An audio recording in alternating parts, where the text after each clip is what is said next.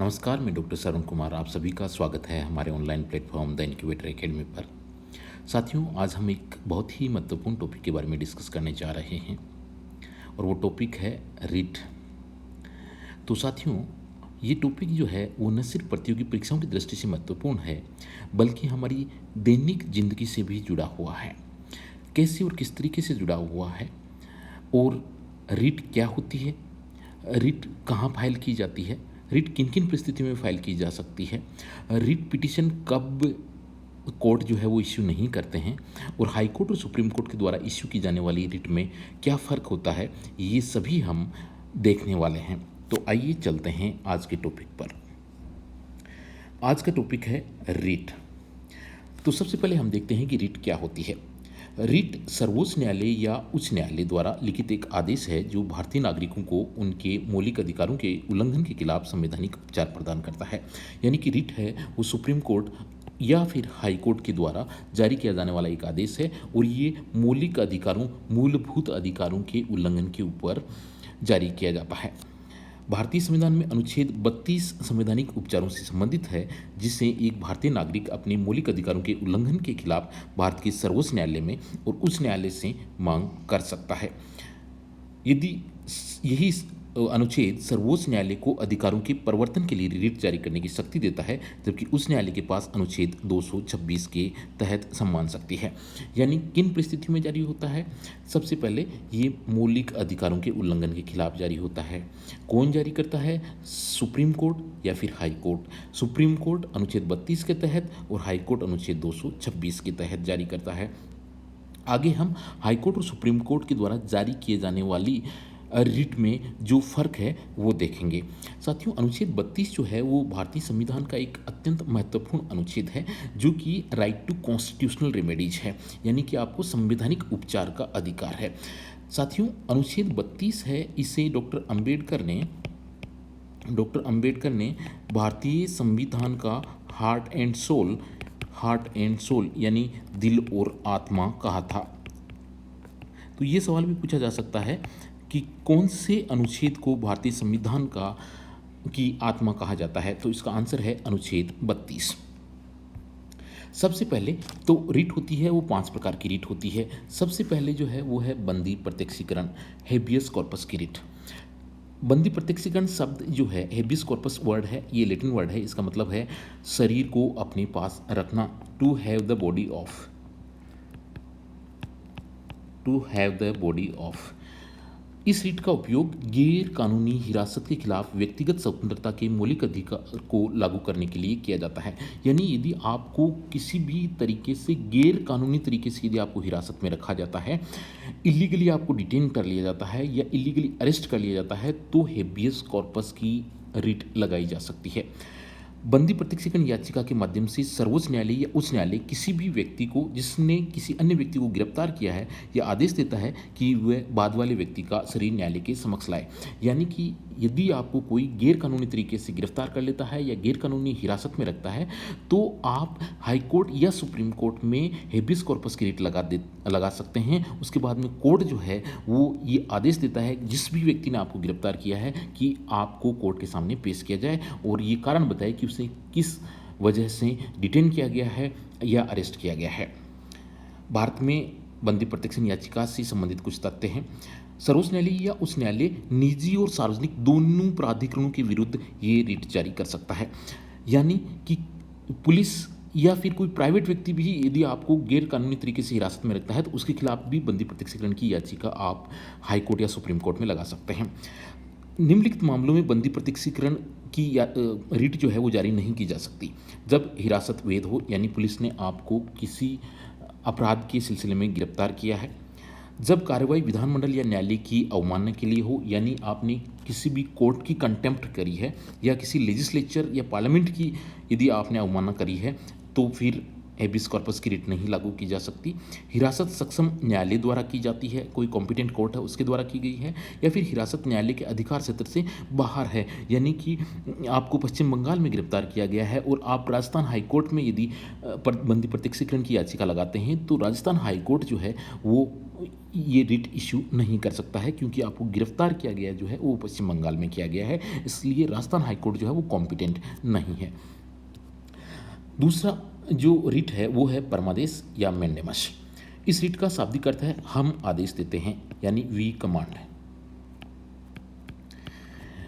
इस रिट का उपयोग न्यायालय द्वारा उस सार्वजनिक अधिकारी को आदेश देने के लिए किया जाता है जो अपना कर्तव्य निभाने में विफल रहा है या अपना कर्तव्य निभाने से इनकार कर दिया है कि वह अपना काम फिर से शुरू करे।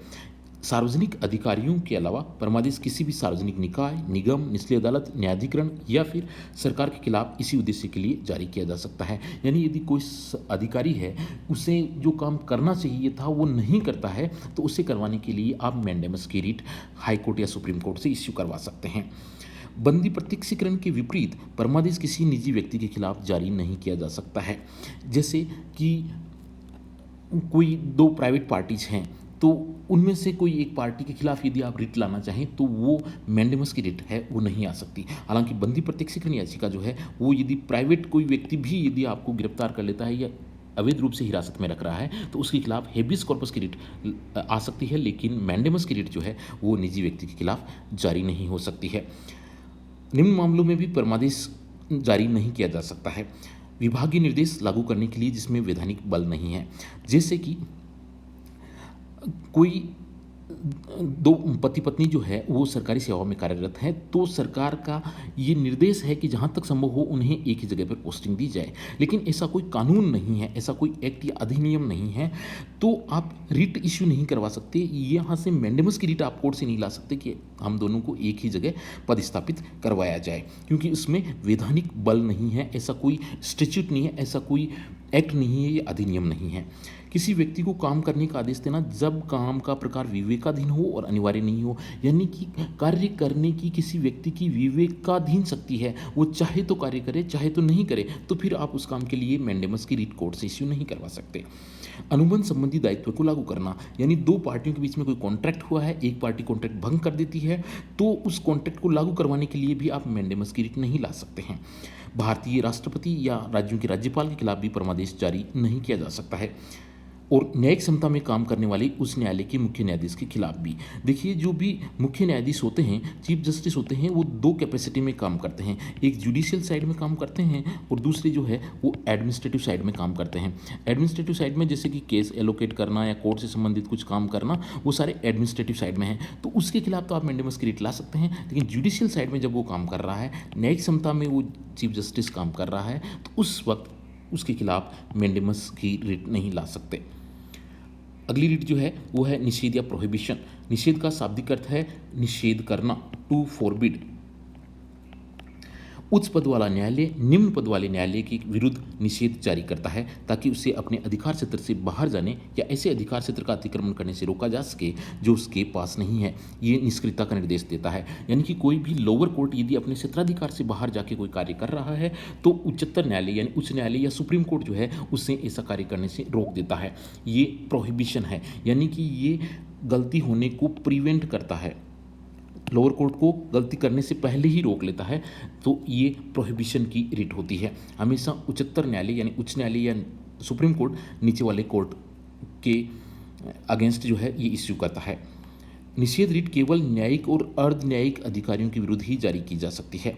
इसे प्रशासनिक अधिकारियों, विधायी निकायों और निजी व्यक्तियों या निकायों के विरुद्ध जारी नहीं किया जा सकता। चौथी रिट जो है वो है उत्प्रेषण या सर्शियोररी। उत्प्रेषण रिट का शाब्दिक अर्थ है प्रमाणित होना या सूचित होना, यानी टू सर्टिफाई या टू इन्फॉर्म।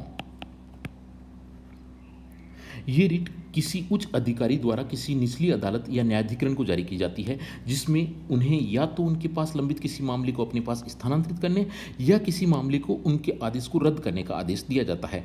ये अधिकार क्षेत्र की अधिकता या अधिकार क्षेत्र की कमी या कानून की त्रुटि के आधार पर जारी की जाती है।